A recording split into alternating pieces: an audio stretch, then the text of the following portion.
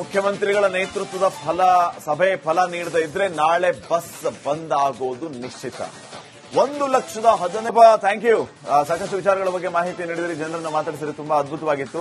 ಈಗ ಬಹಳ ಮುಖ್ಯವಾಗಿ ಸಾರಿಗೆ ನೌಕರರ ಬೇಡಿಕೆಗಳು ಏನು ಅನ್ನುವಂತ ಪ್ರಶ್ನೆ ಆಗುತ್ತೆ. ಯಾವ ವಿಚಾರಕ್ಕೆ ಇವರು ಪ್ರೊಟೆಸ್ಟ್ ಮಾಡ್ತಾ ಇದ್ದಾರೆ, ಏನ್ ಇವರ ಬೇಡಿಕೆಗಳು ಅನ್ನುವಂಥದ್ದು ಜನರಲ್ಲಿ ತಿಳ್ಕೊಳ್ಳುವಂತಹ ಕುತೂಹಲ ಇರುತ್ತೆ. ವೀಕ್ಷಕರೇ, ಆ ಸಾರಿಗೆ ನೌಕರರ ಬೇಡಿಕೆಗಳು ಏನು ಅನ್ನೋದನ್ನ ನೋಡ್ತಾ ಹೋದ್ರೆ 38 ತಿಂಗಳ ವೇತನ ಬಾಕಿ ಹಣವನ್ನ ಸರ್ಕಾರ ನೀಡಬೇಕಾಗಿದೆ.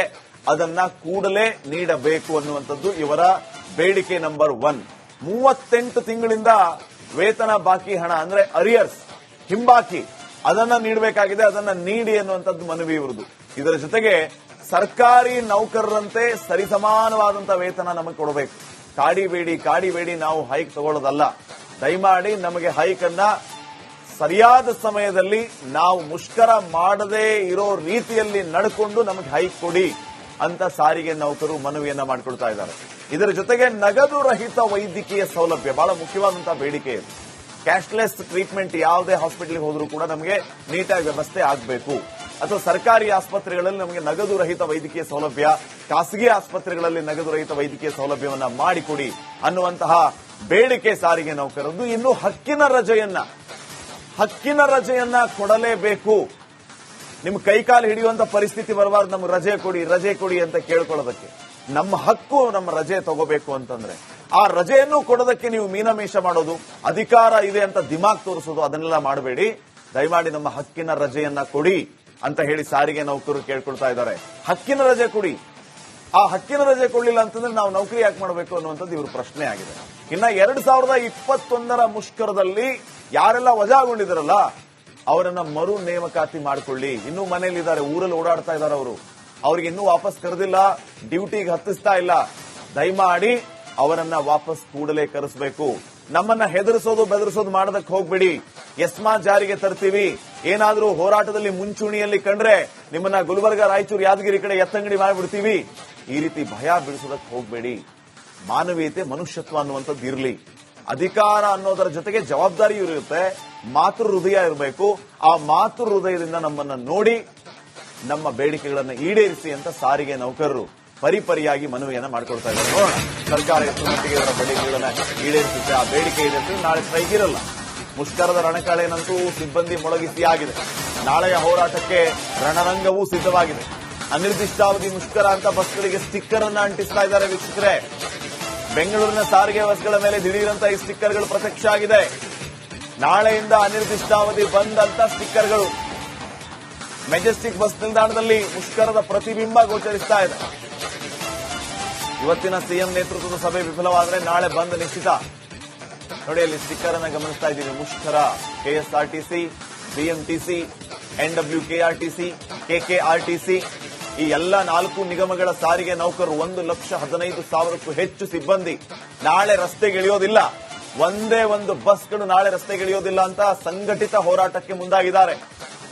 ಸರ್ಕಾರ ನಮ್ಮ ಬೇಡಿಕೆಯನ್ನ ಈಡೇರಿಸಲೇಬೇಕು ಅಂತ ಹೇಳಿ ಒಂದು ದೊಡ್ಡ ಚಾಲೆಂಜ್ ಇದೆ ಸರ್ಕಾರದ ಮುಂದೆ. ಈ ಹಿಂದೆ ಬಿಜೆಪಿ ಸರ್ಕಾರ ಅಧಿಕಾರದಲ್ಲಿದ್ದಾಗಲೂ ಕೂಡ ಭಾರಿ ತೊಂದರೆ ಆಗ್ಬಿಡ್ತು ಸರ್ಕಾರದವರಿಗೆ.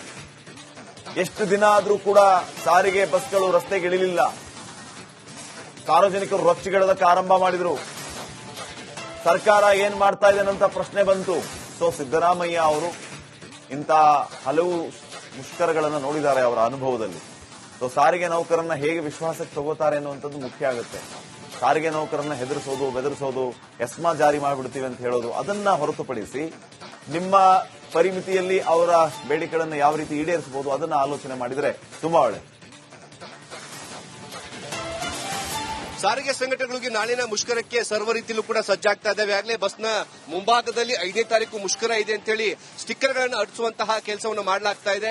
ಎಲ್ಲಾ ಬಸ್ಗಳ ಮೇಲೂ ಕೂಡ ಇದೇ ರೀತಿಯಾದಂತಹ 5ನೇ ತಾರೀಕು ಸಾರಿಗೆ ಸಂಘಟನೆಗಳ ಒಂದು ಮುಷ್ಕರ ಇದೆ. ಕಂಪ್ಲೀಟ್ ಆಗಿ ಅನಿರ್ದಿಷ್ಟವಾಗಿ ಇಡೀ ರಾಜ್ಯದಲ್ಲಿ ನಾವು ಮುಷ್ಕರ ಮಾಡ್ತೀವಿ, ಬಸ್ ಸಂಚಾರ ಇರೋದಿಲ್ಲ ಅಂತ ಹೇಳ್ಬಿಟ್ಟು ಈಗ ಜನರಿಗೆ ಅರಿವು ಮೂಡಿಸುವಂತಹ ಕೆಲಸ ಕೂಡ ಮಾಡಲಾಗ್ತಾ ಇದೆ. ಕೇವಲ ಒಂದು ಬಸ್ ಅಲ್ಲ, ಬಿಎಂಟಿಸಿಯ ಪ್ರತಿಯೊಂದು ಬಸ್ನ ಮುಂಭಾಗದಲ್ಲಿ ಇದೇ ರೀತಿಯಾದಂತಹ ಒಂದು ಹಸಿರು ಬಣ್ಣದ ಒಂದು ಸ್ಟಿಕ್ಕರ್ ಅನ್ನು ಅಂಟಿಸುವ ಮೂಲಕ ಸಾರ್ವಜನಿಕರಿಗೆ ಮತ್ತೆ ಪ್ರಯಾಣಿಕರಿಗೆ ಏನೊಂದು ಅರಿವು ಮೂಡಿಸುವಂತಹ ಕೆಲಸ. ಅಂದ್ರೆ ಬೆಳಗ್ಗಿಂದನೇ ಈ ಬಸ್ನ ಸೇವೆ ಇರೋದಿಲ್ಲ, ಎಲ್ಲರೂ ಕೂಡ ಬೇರೆ ಪರ್ಯಾಯ ವ್ಯವಸ್ಥೆ ಮಾಡ್ಕೊಳ್ಳಿ ಅಂತ ಹೇಳ್ಬಿಟ್ಟು ಈಗಾಗಲೇ ಸಾರಿಗೆ ಸಂಘಟನೆಗಳು ಈ ರೀತಿಯಾದಂತಹ ಒಂದು ಮುನ್ಸೂಚನೆಯನ್ನ ಕೊಡುವಂತಹ ಕೆಲಸ ಕೂಡ ಮಾಡಲಾಗ್ತಾ ಇದೆ. ಇವತ್ತು ಮುಖ್ಯಮಂತ್ರಿಗಳ ಒಂದು ಸಭೆ ಇದೆ. ಆ ಸಭೆ ಏನಾದರೂ ವಿಫಲವಾದ್ರೆ ಈ ಏನು ಅಂಟಿಸಿರುವಂತಹ ಒಂದು ಏನು ಸ್ಟಿಕ್ಕರ್ ಇದೆ ಅದರಂತೆ ನಾಳೆ ಬೆಳಗ್ಗೆ 5 ಗಂಟೆಯಿಂದ ಇಡೀ ದಿನ ಅಂದ್ರೆ ರಾಜ್ಯಾದ್ಯಂತ ಈ ಒಂದು ಬೇಡಿಕೆಗಳನ್ನು ಈಡೇರಿಸ್ತೀವಿ ಅಂತ ಸರ್ಕಾರ ಹೇಳೋವರೆಗೂ ಕೂಡ ಕಂಪ್ಲೀಟ್ ಆಗಿ ಬಸ್ ಸೇವೆ ಇರೋದಿಲ್ಲ. ಇದೇ ಬಸ್ ನಂಬಿಕೊಂಡಿರುವಂತಹ ಶಾಲಾ ಕಾಲೇಜ್ ಆಗಿರ್ಬೋದು, ನೌಕರರಾಗಿರ್ಬೋದು, ಎಲ್ಲರೂ ಕೂಡ ಪರದಾಡುವಂತಹ ಸ್ಥಿತಿ ನಿರ್ಮಾಣವಾಗುತ್ತೆ. ಅಂದ್ರೆ ಇಡೀ ಸಾರಿಗೆ ವ್ಯವಸ್ಥೆನೇ ಸ್ತಬ್ಧಗೊಳ್ಳುವಂತಹ ಕಾರಣಕ್ಕಾಗಿ ಜನಜೀವನ ಕಂಪ್ಲೀಟ್ ಆಗಿ ಅಸ್ತವ್ಯಸ್ತವಾಗುತ್ತೆ. ಯಾಕಂದ್ರೆ ಈಗಾಗಲೇ ಸಾಕಷ್ಟು ಜನ ಪ್ರತಿನಿತ್ಯವೂ ಕೂಡ 6,500 ಬಸ್ಸು ಇವತ್ತು ಬೆಂಗಳೂರಲ್ಲಿ ಓಡಾಡ್ತಿದ್ದಾವೆ. ಅದೇ ಬಿಎಂಟಿಸಿ ಬಸ್ ಅನ್ನು ನಂಬಿಕೊಂಡು ಲಕ್ಷಾಂತರ ಜನ ಇವತ್ತು ಸಂಚಾರ ಮಾಡ್ತಿದ್ದಾರೆ. ಶಾಲಾ ಕಾಲೇಜುಗಳಿಗೆ ಹೋಗ್ತಿರುವಂತಹ ವಿದ್ಯಾರ್ಥಿಗಳಾಗಿರ್ಬೋದು, ನೌಕರರಾಗಿರ್ಬೋದು, ವಯಸ್ಸಾದಂತವರು ಆಸ್ಪತ್ರೆಗೆ ಹೋಗಬೇಕಂದ್ರೂ ಕೂಡ ಇದೇ ಬಿಎಂಟಿಸಿ ನಂಬಿಕೊಂಡಿದ್ದಾರೆ. ಆದ್ರೆ ಈಗ ಬಿಎಂಟಿಸಿ ಚಾಲಕರು ಸೇರಿದಂತೆ ಇಡೀ ರಾಜ್ಯದಲ್ಲಿರುವಂತಹ ಒಂದು ಸಾರಿಗೆ ನೌಕರರು ಮುಷ್ಕರಕ್ಕೆ ಕರೆ ಕೊಟ್ಟಿರುವಂತಹ ಕಾರಣಕ್ಕಾಗಿ ನಾಳೆ ದೊಡ್ಡ ಮಟ್ಟದ ಒಂದು ಸಮಸ್ಯೆ ಎದುರಾಗುವಂತಹ ಸಾಧ್ಯತೆಗೆ ಪ್ರಯಾಣಿಕರು ಕೂಡ ಇದ್ದಾರೆ. ಸರ್, ಈಗ ನಾಳೆ ಎಲ್ಲಾ ಬಸ್ ಸ್ಟಾಪ್ ಮಾಡ್ತಾರಂತೆ, ಅವ್ರು ಪ್ರೊಟೆಸ್ಟ್ ಮಾಡ್ತಾರಂತೆ. ಎಷ್ಟು ತೊಂದರೆ ಆಗುತ್ತೆ ಬಸ್ ಸ್ಟಾಪ್ ಆದ್ರೆ? ಓಡಾಡಕ್ಕೆ ಜನಗಳಿಗೆ ತೊಂದರೆ ಆಗುತ್ತೆ, ಆಸ್ಪತ್ರೆ ಅದು ಇದು ಸ್ವಲ್ಪ ಇದಾಗುತ್ತೆ. ಒಟ್ಟಿನಲ್ಲಿ ಇದ್ರೆ ಸ್ವಲ್ಪ ವಾಸಿ ಅಂತ ಜನಗಳಿಗೆ ಅನುಕೂಲ ಆಗುತ್ತೆ. ಅದು ಒಂದಿನ ಅಲ್ಲ, ಎಲ್ಲಿವರೆಗೂ ಬೇಡಿಕೆ ಇಡೋದು ಅಲ್ಲಿವರೆಗೂ ಸ್ಟಾಪ್ ಮಾಡ್ತಾರಂತೆ. ಅಲ್ಲಿವರೆಗೂ ಸ್ಟಾಪ್ ಅಂದ್ರೆ ಎಲ್ರಿಗೂ ತೊಂದರೆ ಆಗಲ್ವಾ? ಏನೋ ಒಂದ್ ದಿವಸ 2 ದಿವಸ ಇದಾರೆ ಸರಿ, ಮುಂದೆ ಏನು ಅಷ್ಟೇ.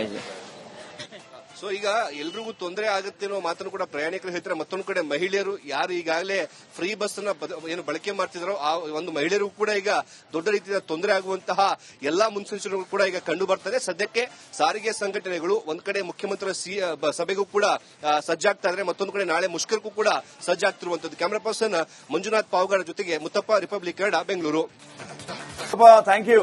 ಸಾಕಷ್ಟು ವಿಚಾರಗಳ ಬಗ್ಗೆ ಮಾಹಿತಿ ನೀಡಿದರೆ, ಜನರನ್ನ ಮಾತಾಡಿಸಿದ್ರೆ ತುಂಬಾ ಅದ್ಭುತವಾಗಿತ್ತು. ಈಗ ಬಹಳ ಮುಖ್ಯವಾಗಿ ಸಾರಿಗೆ ನೌಕರರ ಬೇಡಿಕೆಗಳು ಏನು ಅನ್ನುವಂತ ಪ್ರಶ್ನೆ ಆಗುತ್ತೆ. ಯಾವ ವಿಚಾರಕ್ಕೆ ಇವರು ಪ್ರೊಟೆಸ್ಟ್ ಮಾಡ್ತಾ ಇದ್ದಾರೆ, ಏನು ಇವರ ಬೇಡಿಕೆಗಳು ಅನ್ನುವಂಥದ್ದು ಜನರಲ್ಲಿ ತಿಳ್ಕೊಳ್ಳುವಂತಹ ಕುತೂಹಲ ಇರುತ್ತೆ. ವೀಕ್ಷಕರೇ, ಆ ಸಾರಿಗೆ ನೌಕರರ ಬೇಡಿಕೆಗಳು ಏನು ಅನ್ನೋದನ್ನ ನೋಡ್ತಾ ಹೋದ್ರೆ 38 ತಿಂಗಳ ವೇತನ ಬಾಕಿ ಹಣವನ್ನ ಸರ್ಕಾರ ನೀಡಬೇಕಾಗಿದೆ. ಅದನ್ನ ಕೂಡಲೇ ನೀಡಬೇಕು ಅನ್ನುವಂಥದ್ದು ಇವರ ಬೇಡಿಕೆ ನಂಬರ್ 1. 38 ತಿಂಗಳಿಂದ ವೇತನ ಬಾಕಿ ಹಣ ಅಂದ್ರೆ ಅರಿಯರ್ಸ್, ಹಿಂಬಾಕಿ, ಅದನ್ನ ನೀಡಬೇಕಾಗಿದೆ. ಅದನ್ನ ನೀಡಿ ಅನ್ನುವಂಥದ್ದು ಮನವಿ ಇವ್ರದ್ದು. ಇದರ ಜೊತೆಗೆ ಸರ್ಕಾರಿ ನೌಕರರಂತೆ ಸರಿಸಮಾನವಾದಂತಹ ವೇತನ ನಮಗೆ ಕೊಡಬೇಕು. ಕಾಡಿಬೇಡಿ ನಾವು ಹೈಕ್ ತಗೊಳ್ಳೋದಲ್ಲ. ದಯಮಾಡಿ ನಮಗೆ ಹೈಕ್ ಅನ್ನ ಸರಿಯಾದ ಸಮಯದಲ್ಲಿ ನಾವು ಮುಷ್ಕರ ಮಾಡದೇ ಇರೋ ರೀತಿಯಲ್ಲಿ ನಡ್ಕೊಂಡು ನಮಗೆ ಹೈಕ್ ಕೊಡಿ ಅಂತ ಸಾರಿಗೆ ನೌಕರರು ಮನವಿಯನ್ನ ಮಾಡಿಕೊಳ್ತಾ ಇದ್ದಾರೆ. ಇದರ ಜೊತೆಗೆ ನಗದು ರಹಿತ ವೈದ್ಯಕೀಯ ಸೌಲಭ್ಯ ಬಹಳ ಮುಖ್ಯವಾದಂತಹ ಬೇಡಿಕೆ ಇದು. ಕ್ಯಾಶ್ಲೆಸ್ ಟ್ರೀಟ್ಮೆಂಟ್ ಯಾವುದೇ ಹಾಸ್ಪಿಟಲ್ಗೆ ಹೋದ್ರೂ ಕೂಡ ನಮಗೆ ನೀಟಾಗಿ ವ್ಯವಸ್ಥೆ ಆಗಬೇಕು. ಅಥವಾ ಸರ್ಕಾರಿ ಆಸ್ಪತ್ರೆಗಳಲ್ಲಿ ನಮಗೆ ನಗದು ರಹಿತ ವೈದ್ಯಕೀಯ ಸೌಲಭ್ಯ, ಖಾಸಗಿ ಆಸ್ಪತ್ರೆಗಳಲ್ಲಿ ನಗದು ರಹಿತ ವೈದ್ಯಕೀಯ ಸೌಲಭ್ಯವನ್ನ ಮಾಡಿಕೊಡಿ ಅನ್ನುವಂತಹ ಬೇಡಿಕೆ ಸಾರಿಗೆ ನೌಕರದ್ದು. ಇನ್ನು ಹಕ್ಕಿನ ರಜೆಯನ್ನ ಕೊಡಲೇಬೇಕು. ನಿಮ್ಮ ಕೈಕಾಲು